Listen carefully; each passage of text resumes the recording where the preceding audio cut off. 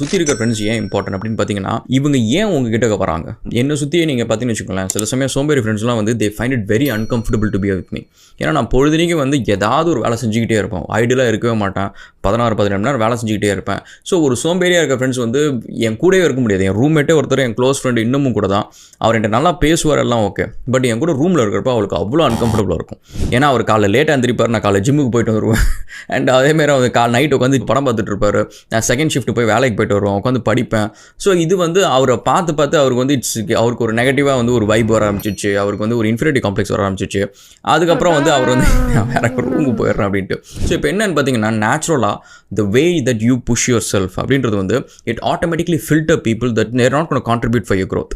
இது வந்து அவங்க நல்லவங்க கேட்டவங்க அதெல்லாம் தூக்கி ஓரமாக வச்சிருங்க. பாயிண்ட் என்னன்னா, உங்களை நோக்கி வர என்விரான்மெண்ட்டு, உங்கள்கிட்ட இன்ஸ்பயர் ஆகி வரவங்க அப்படின்றது வந்து உங்கள்கிட்ட 2 நிமிஷம் பேசினாலும் உங்களுக்கு ஒரு மோட்டிவேஷன் கொடுத்துட்டு போவாங்க. உங்களுக்கு ஒரு க்ரோத்துக்கான ஒரு சின்ன சீடை